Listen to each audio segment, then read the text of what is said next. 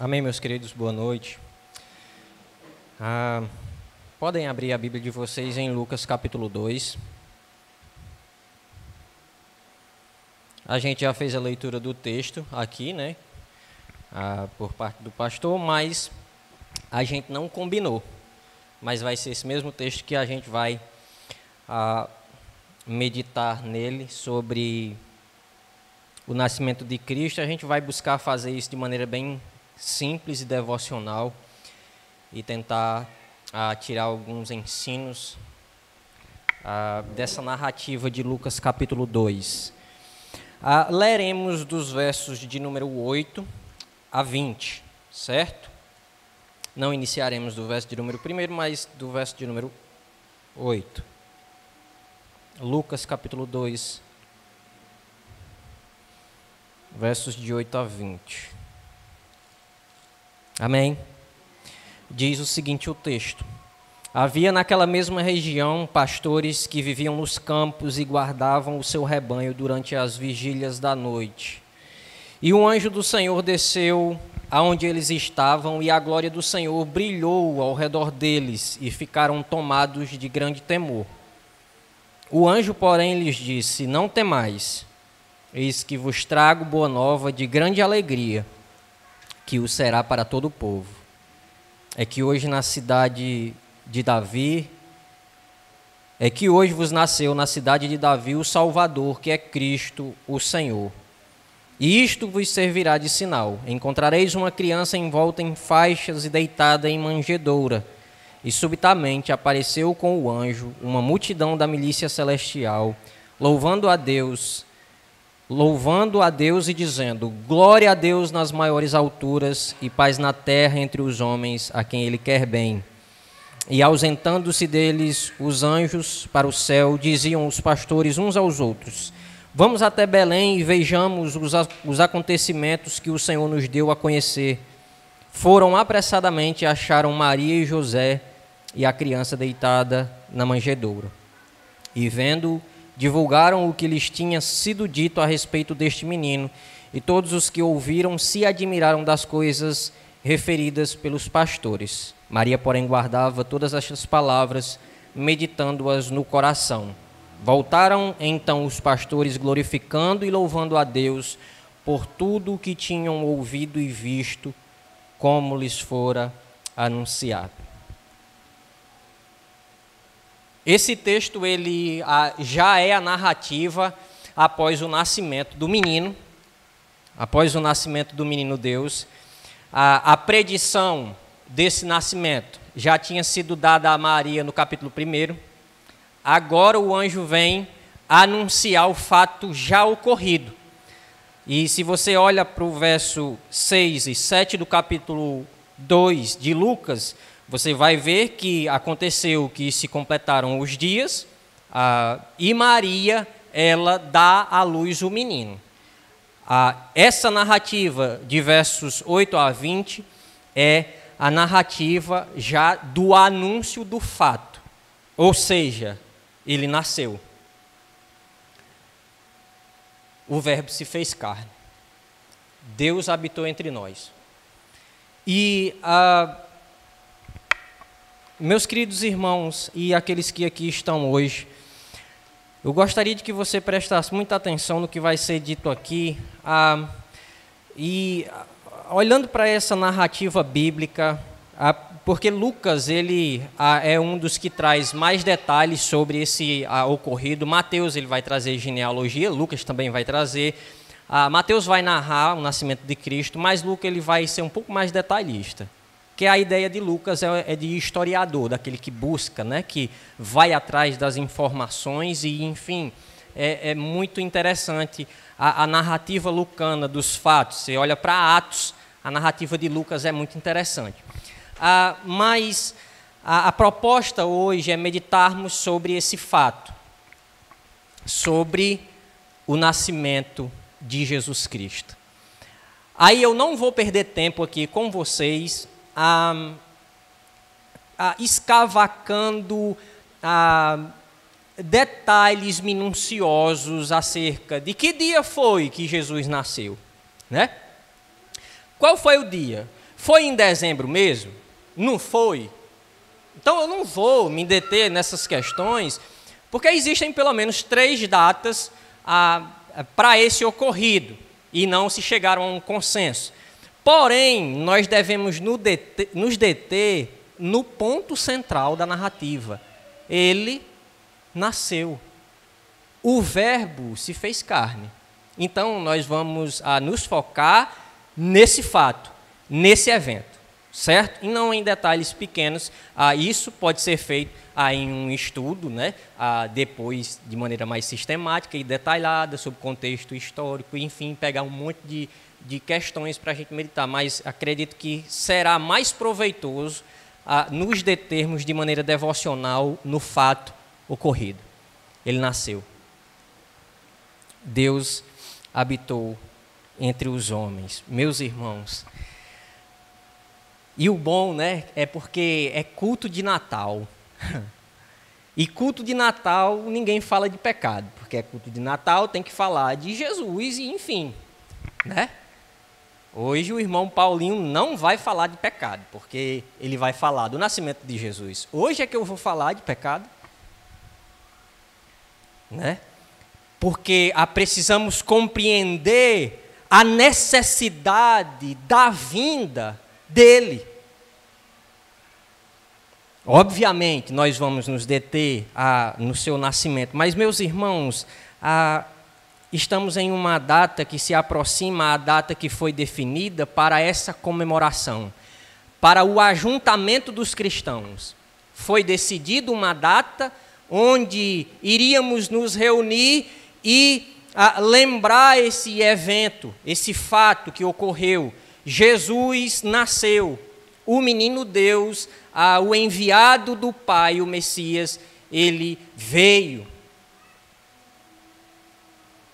E aí, o que podemos dizer sobre Natal? Vou tentar, de maneira introdutória, de maneira muito condensada aqui, tentar dizer o que poderíamos falar ou dizer sobre Natal.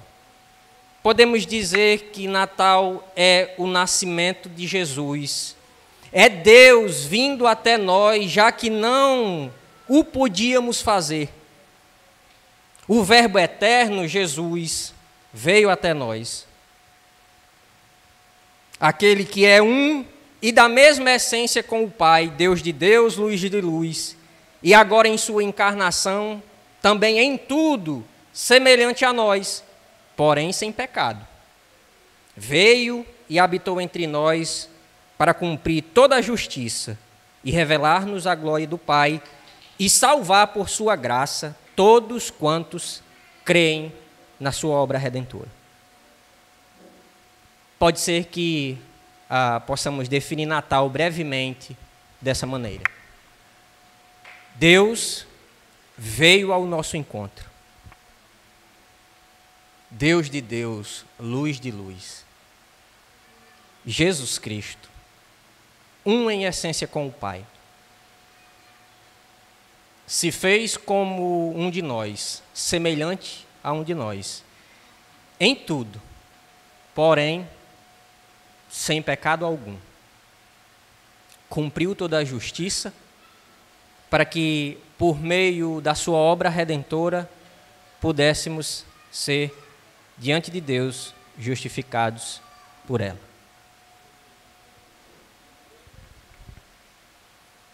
E nós vamos olhar para esses versos de número 9, 14 e 20, porque tem alguma coisa aqui que me chamou muita atenção.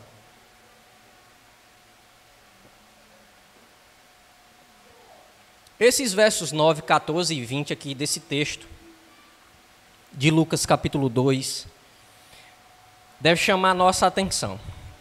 E a nossa atenção ela deve se voltar para as menções feitas à glória de Deus. Nesses versos 9, 14 e 20. E eu quero me deter com vocês um pouco nessas expressões ou nessas menções à glória de Deus. E você vai ver as expressões sobre a glória de Deus, e é dito o seguinte aí nesses versos 9, 14 e 20. A glória do Senhor brilhou, verso 9. A glória de Deus é dita nas maiores alturas, ou a proclamada pelos anjos nas maiores alturas, porque é dito no verso 14, glória a Deus nas maiores alturas. E tudo isso está ligado ao nascimento do menino Deus. Você vai ver a expressão glorificando e louvando a Deus por tudo, ou seja, tudo o que ouviram, ou pelos fatos nos quais os pastores foram informados. E essas expressões e essas menções nesses versos 9, 14 e 20, acerca da glória de Deus, deixa claro, meus queridos, que o nascimento de Jesus, antes de tudo, é para a glória do Pai. A salvação e redenção dos homens é uma consequência resultante disso, ou seja, o centro da boa nova é a glória de Deus. A salvação do pecador não tem um fim em si mesma, ou em si mesmo. Porque dele, por meio dele e para ele são todas as coisas. A ele, pois, a glória eternamente. Amém. Tudo o que Deus faz é por amor do seu nome e para a sua glória. E isso não é diferente quando se trata sobre o evento em que a Virgem Maria, pelo Espírito Santo, é envolvida pelo poder do Altíssimo e concebe o Filho de Deus.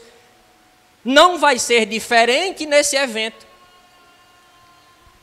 Deus, ele age por amor de si e para a sua glória.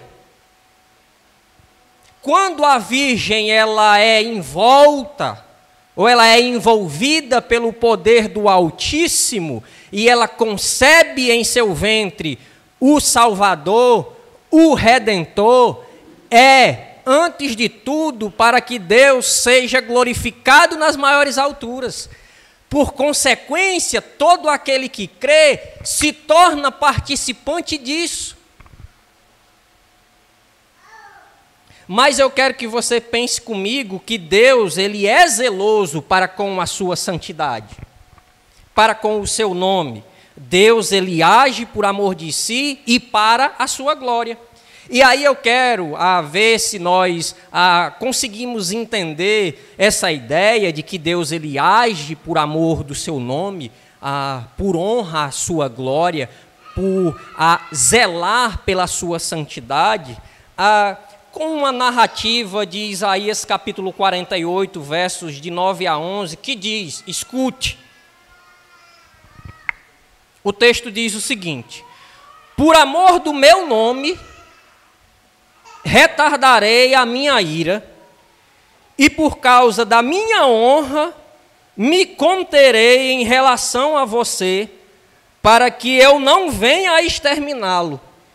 Eis que refinei você, mas não como prata. Eu o provei na fornalha da aflição. Por amor de mim é que faço isto. Pois como seria profanado o meu nome? Não darei mais a ninguém a minha glória. Esse texto de Isaías 48, versos de 9 a 11, deixa esclarecido da forma mais clara para mim e para você, de que Deus, ele age por amor de si e para a sua glória. Tudo o que Deus faz na história tem o fim de o glorificar.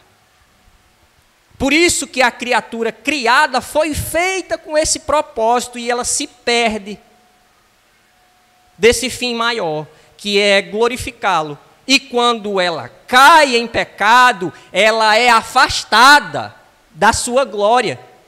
Porque ela foi criada com um fim, com um propósito, para exaltá-lo, para glorificá-lo eternamente. Quando ela cai, ela agora carece de um redentor, de um reconciliador.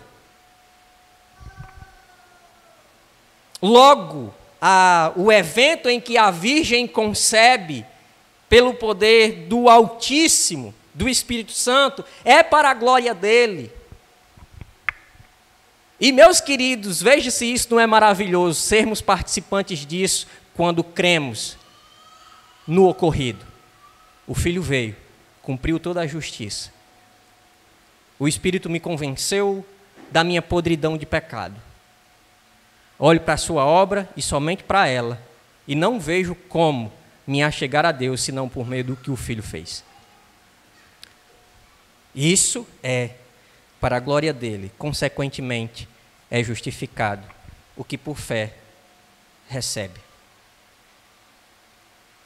Então, ainda com essa ideia em mente, a essas menções, a glória do Senhor brilhou, glória a Deus nas maiores alturas, glorificando a Deus, nesses versos 9, 14 e 20, depois dessa expressão de Isaías, no capítulo 48, versos de 9 a 11, Davi diz: guia-me pelas veredas da tua justiça, por amor do teu nome.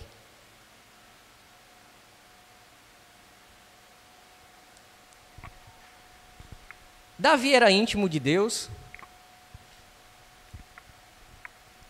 Quando Davi pede condução e direção, Davi diz: por amor do teu nome, guia-me pelas veredas da justiça, por amor do teu nome. Salmo 23, verso 3. Jeremias vai dizer: ainda que as nossas maldades testifiquem contra nós, ó Senhor, age por amor do teu nome.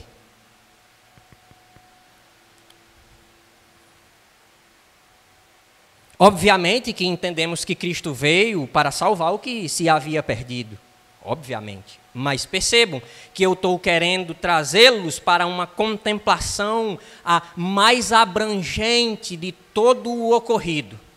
Tudo ocorre com o fim maior de o glorificar.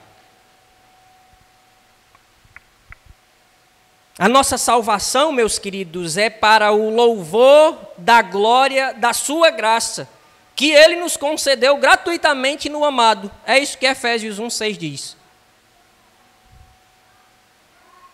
Somos salvos, chamados para o louvor da sua graça, louvor do seu favor, imerecidamente atribuído a nós, porque é merecido pelo Filho. E como Ele nos concedeu isso? Gratuitamente. Como? No amado. Isso me faz perceber que eu só sou amado salvificamente por Deus Pai quando eu olho para a obra redentora do Filho e eu abraço essa obra. Aí sim serei amado gratuitamente por sua graça no amado.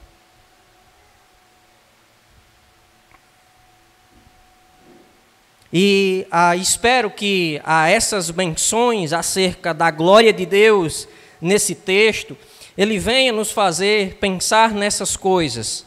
A salvação ela não tem um fim em si mesmo, mas ela aponta para a glória de Deus.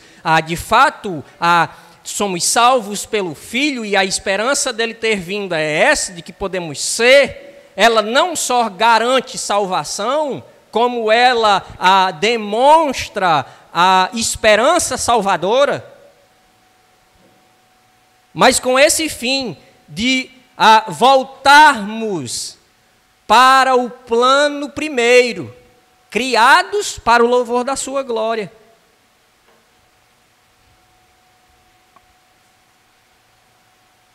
Mas aí, o texto, ele vai fazer essas menções acerca da glória de Deus. Olhamos um pouco para isso. Espero que, de alguma forma, você tenha guardado algo aí em mente, no seu coração, de que Deus, tudo o quanto faz é para o louvor de sua glória. Consequentemente, no amado, aqueles que creem, estando nele, participarão disso, obviamente, por terem sido justificados. Mas o texto agora, ele vai fazer menção a um fato. E vai ser feito menção de um fato pelo anjo, e é dito que esse anjo ele traz uma boa nova, que é de grande alegria para todo o povo. E que boa nova é essa que o anjo traz a esses pastores para os comunicar? A boa nova é essa: nasceu o Salvador, que é Cristo, o Senhor. Essa é a boa nova. Por isso que nós vamos focar no sentido real do Natal, que é o nascimento de Cristo. Pouco me importa o que estão fazendo com essa data aí fora. Eu vou esperar o quê? De quem não compreende esse fato. Óbvio que eles vão se deter em outras coisas. Porque o fato real não faz sentido profundo para eles. Mas eu vou chegar lá. Precisa que aqueles que de fato compreenderam, leve isso até eles. Mas voltando para essa boa nova de grande alegria para todo o povo. E a boa nova é: nasceu o Salvador, que é Cristo, o Senhor. Essa é uma mensagem que não faz acepção. É de grande alegria para todo o povo. Porque o fato de Cristo ter nascido compreende a uma obra, meus queridos. E a obra a qual tem por fim ser consumada com esse nascimento e essa boa nova de grande alegria para todo o povo, que é anunciada aos pastores, vou procurar, em meio à minha falibilidade, tentar, com base em alguns textos, defini-la. Que obra é essa que está envolvida nesse acontecimento? Nasceu o Salvador, que é Cristo o Senhor. Isso compreende a uma obra. Deus homem, Jesus Cristo, nosso Salvador, nasceu e em sua perfeita humanidade viveu entre nós sem nunca ter pecado. Cumpriu toda a justiça, morreu por causa das nossas transgressões e ressuscitou para a nossa justificação. Talvez, de maneira bem simplificada, essa frase possa nos levar à gloriosa obra de Cristo, anunciada a pastores porque ele nasceu, mas que ela tem implicações. Ele é Deus homem, ele é o Salvador, ele nasce e ele é também perfeito homem. E ele habita entre nós, vive uma vida plenamente santa, reta e pura, sem pecado algum. Ele cumpre toda a justiça do Pai, ele morre por causa das nossas transgressões e ele ressuscita ao terceiro dia para a nossa justificação. E aí eu poderia olhar para uma imensidão de textos, mas aí com base somente em alguns, a exemplo, Romanos capítulo 4, verso 25, capítulo 8, versos de 1 a 4, 2 aos Coríntios 5, 21 e 1 Timóteo 2, 5. Mas eu quero que vocês olhem comigo, pelo menos para um desses textos, que vai falar dessa obra que esse, que é Cristo o Senhor, quando nasce, vem cumprir. Olha aí a 1 Timóteo comigo, capítulo 2, verso 5. E diz o seguinte lá.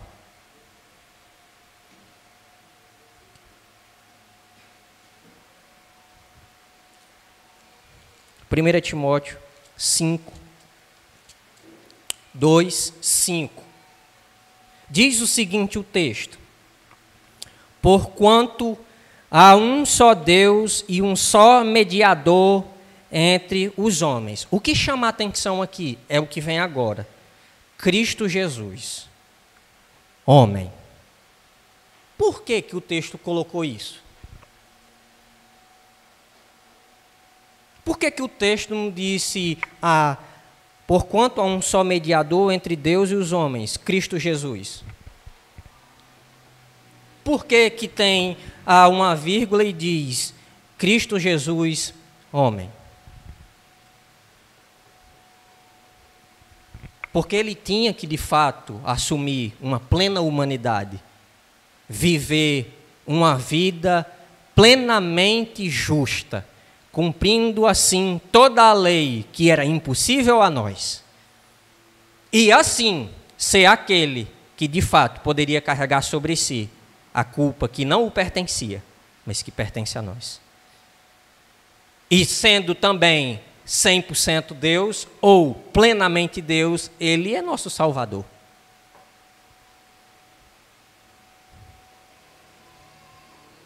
Talvez também seria muito importante nós olharmos para essa obra que ela se inicia com esse anúncio do nascimento ou da encarnação do Verbo, olhando para o aspecto trinitário dela, para o envolvimento das três pessoas do único Deus. Porque nós não podemos olhar para a obra redentora e esquecer uma das pessoas da Trindade, Pai, Filho e Espírito Santo. Ambas, ou as três pessoas estão envolvidas nessa obra. E eu quero que você olhe comigo a Romanos, capítulo 8. E esse será o último texto associando a essa obra, que é uma boa nova de alegria para todo o povo, olhando para o relato do nascimento do Salvador.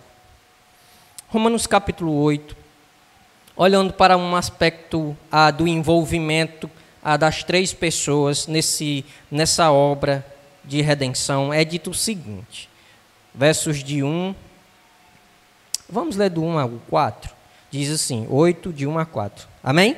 Diz assim, agora, pois, nenhuma condenação há para os que estão em Cristo Jesus, para os que estão.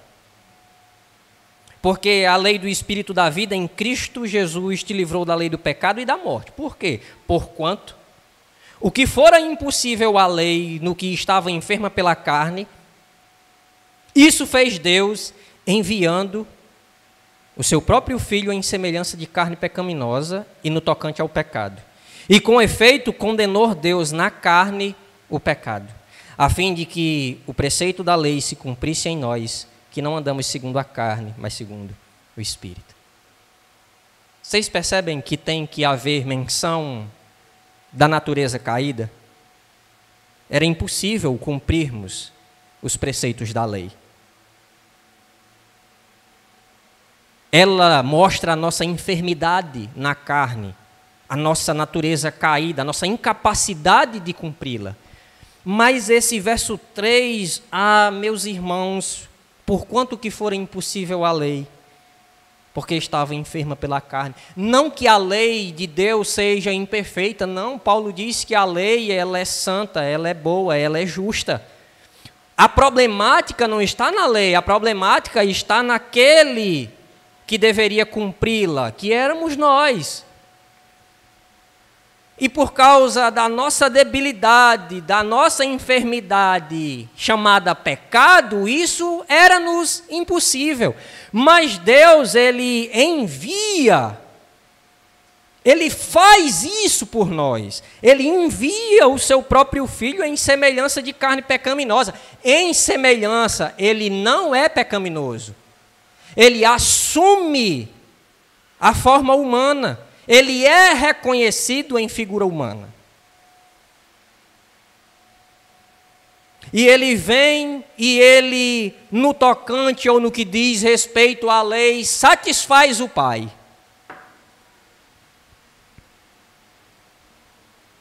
Porque isso era impossível a pecadores como eu e você. Logo, quando olhamos para a lei ela revela o caráter santo, puro e justo de Deus. Ela é boa, mas ela nos condena. Mas há uma notícia esperançosa de uma boa nova de alegria para todo o povo, de maneira que essa mensagem ela pode ser pregada com fidelidade, e ela é uma mensagem honesta, de maneira que quando eu a anuncio a um pecador, eu entendo que esse está tendo a oportunidade, ouvindo a pregação, de crer. Porque já foi garantido quando Jesus disse está consumado. Mas lembra lá de João capítulo 3, verso 16? Deus amou o mundo de tal maneira para que todo aquele que nele crê não pereça. Todo aquele que nele crê. Todo aquele que nele confiar. Todo aquele que nele depositar todas as esperanças. Se agarrar à cruz. Todo aquele que.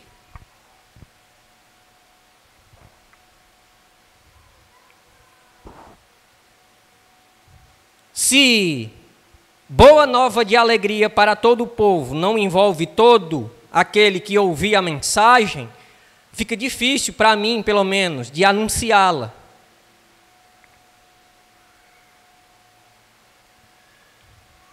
Mas ela é uma mensagem que ela não faz acepção. De fato, é uma boa nova de alegria para todo o povo.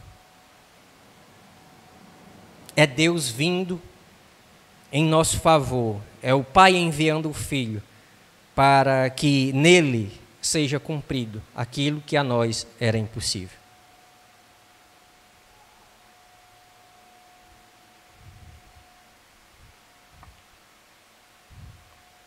A boa nova do nascimento de Jesus é de grande júbilo, tanto na terra como no céu, pois ela glorifica a Deus. Você olha para o verso 10 de Lucas, capítulo 2. É dito: o anjo, porém, lhes disse: não temais, eis que vos trago boa nova de grande alegria para todo o povo. Verso 14: glória a Deus nas maiores alturas e paz na terra entre os homens a quem Ele quer bem. Verso 20: voltando então os pastores, glorificando e louvando a Deus por tudo o que tinham ouvido e visto, como lhes fora anunciado. A boa nova do nascimento de Cristo Jesus, ela é motivo de júbilo tanto na terra como no céu.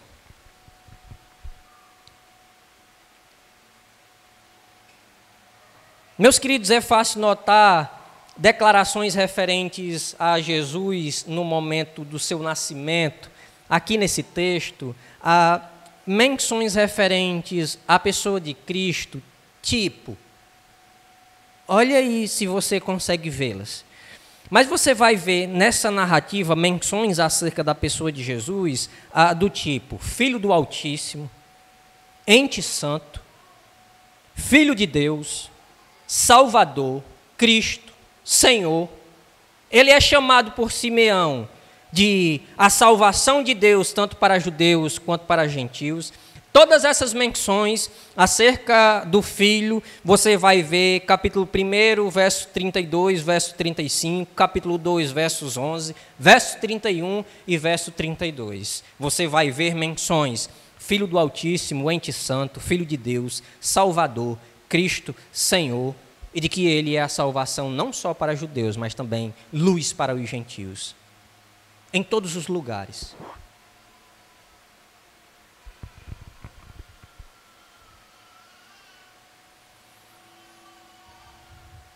Entretanto, apesar das menções feitas no texto, Filho do Altíssimo, Ente Santo, Filho de Deus, Salvador, Cristo, Senhor, salvação não só para judeus, mas para gentios, apesar disso,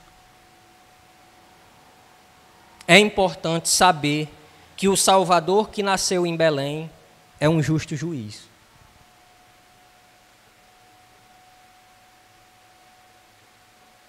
Não se esqueça do que eu disse, não. Olhe para as menções que o texto faz acerca dele. Filho do Altíssimo, Ente Santo, Filho de Deus, Salvador, Cristo, Senhor, salvação não só para judeus, mas para gentios. Entretanto, o menino que nasceu em Belém, o menino Deus, é dito que também é um justo juiz. E aí nós talvez vamos para a parte que vocês não queriam ouvir no culto de Natal.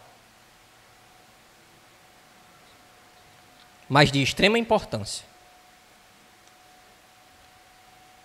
O menino que nasceu em Belém, o menino Deus, ele é Salvador, ele é Senhor, não só para judeus, mas para gentios.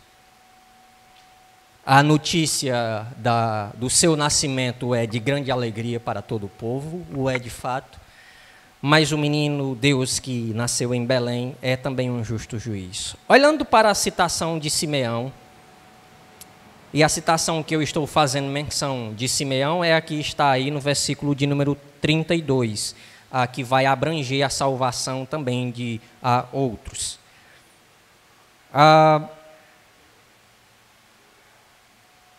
E ainda a menção que é feita por Simeão no verso de número 34.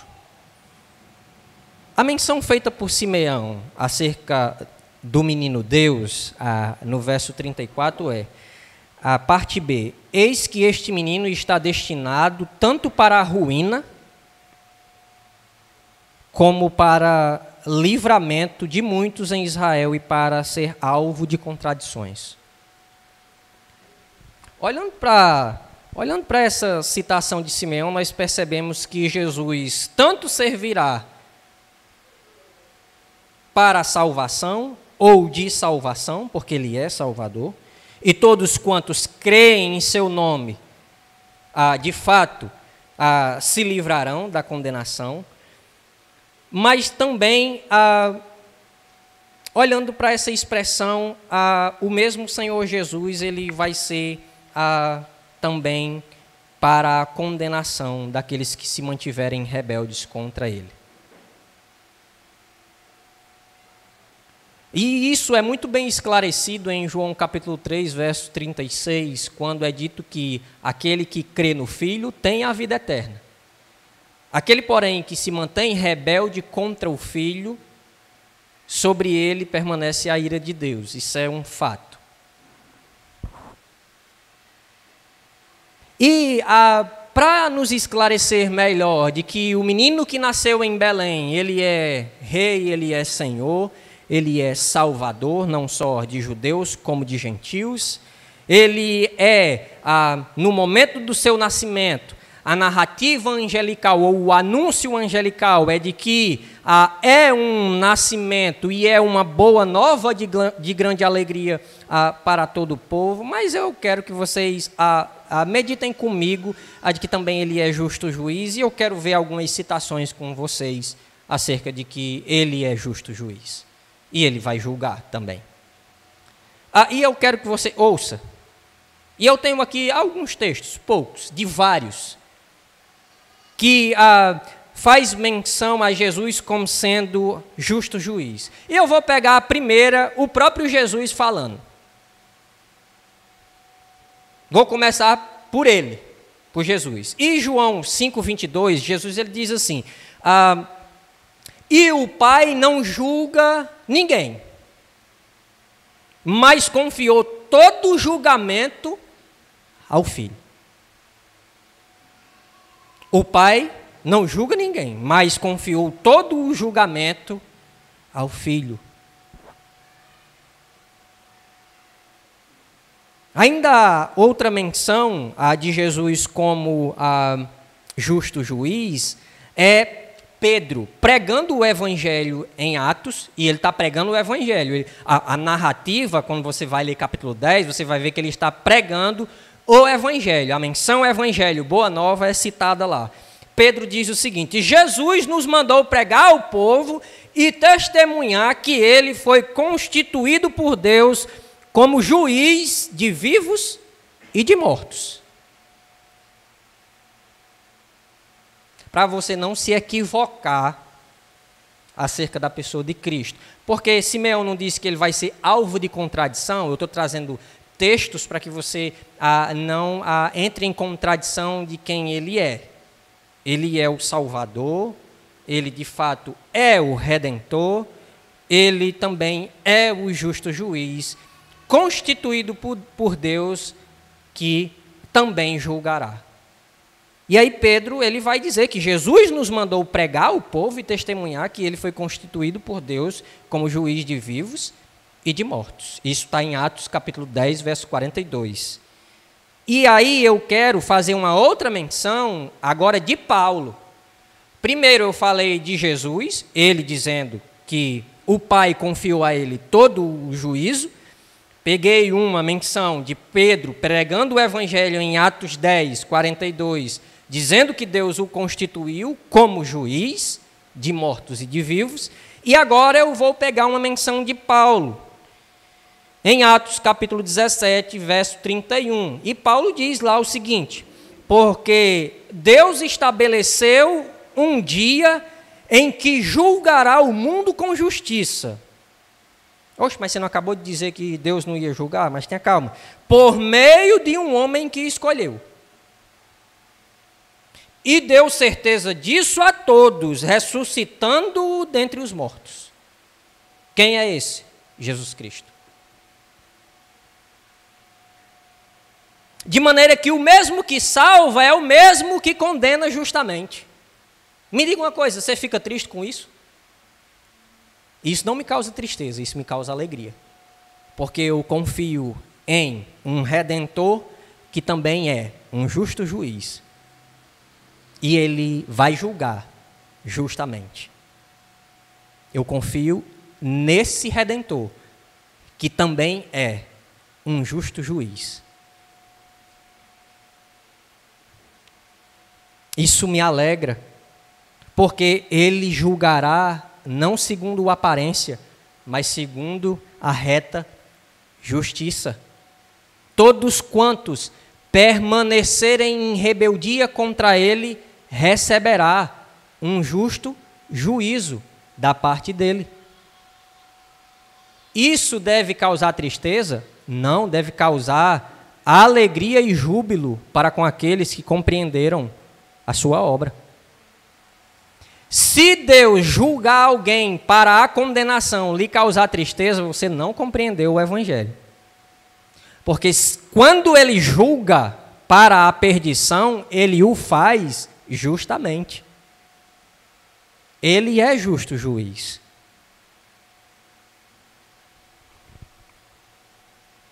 Então, de fato é uma boa nova de grande alegria, porque o Redentor veio redimir e salvar o que se havia perdido. Para você hoje que aqui está, se o Natal não tem o sentido correto, eu o convido a pensar e ponderar melhor sobre o que é o nascimento de Cristo e suas implicações. E aí hoje, essa narrativa, ela o chama para pensar nessas coisas.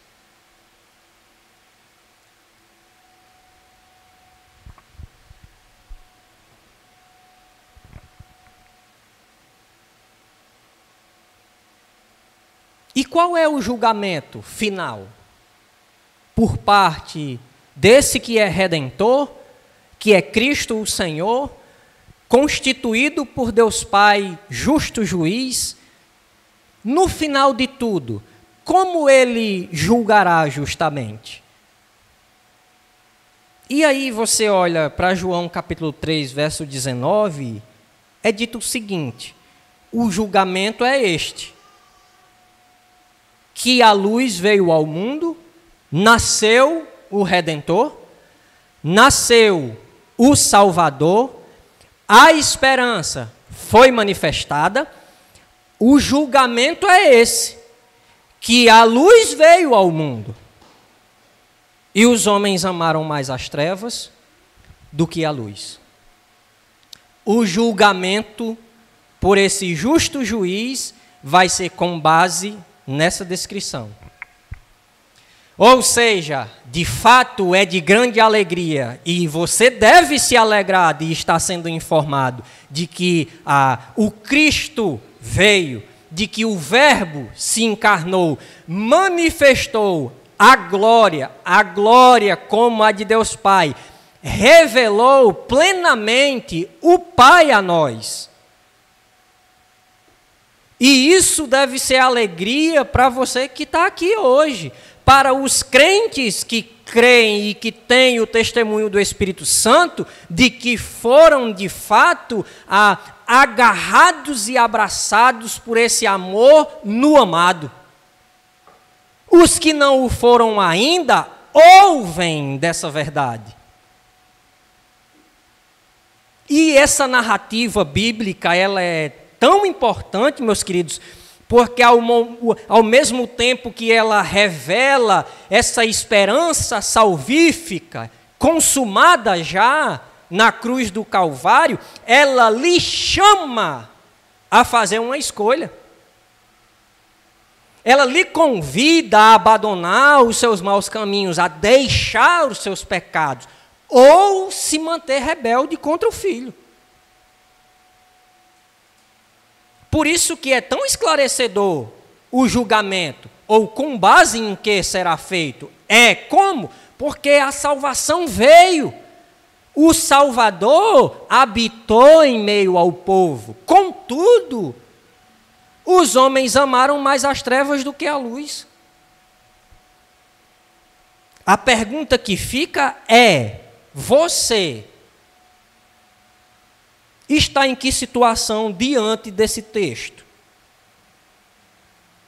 Você é aquele que de fato olhou para a manifestação do Cristo, segundo a narrativa bíblica, se agarrou a ela, foi constrangido por causa da manifestação do seu amor, reconhecendo a podridão do seu pecado, e se agarrou a essa obra redentora, ou permanece em treva, rejeitando a obra e permanecendo rebelde contra o Filho, aguardando assim o seu justo juízo.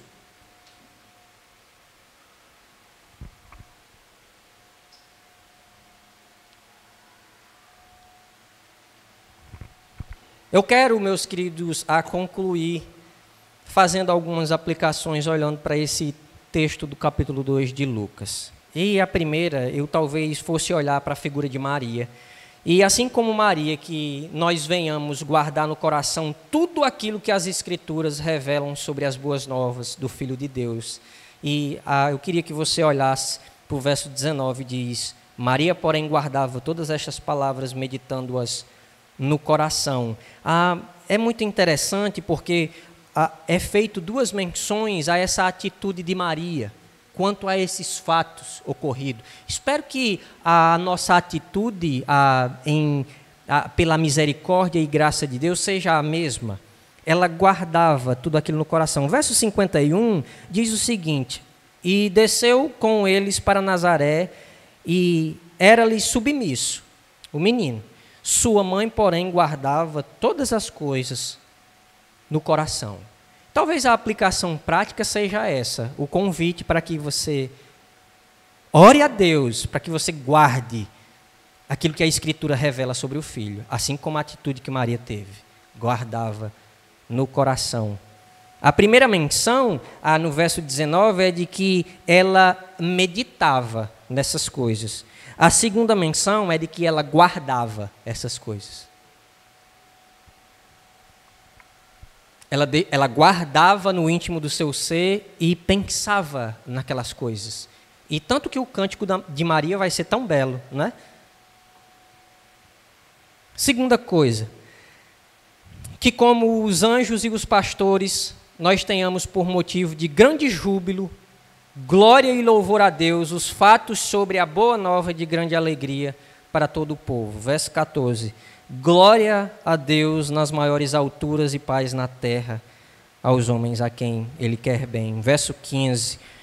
E ausentando-se deles os anjos para o céu, diziam os pastores uns aos outros: vamos até Belém e vejamos os acontecimentos que o Senhor nos deu a conhecer. Verso 16. Voltaram então os pastores, glorificando e louvando a Deus por tudo o que tinham ouvido e visto, como lhes fora anunciado. Que esse evento, que esse fato venha ser motivo de grande júbilo, assim como foi aos anjos do céu e aos pastores que ouviram e viram isso. Você não vai ver Jesus mais, você vai ter a narrativa dos fatos na Escritura. Isso está sendo narrado para você hoje aqui. Outra coisa,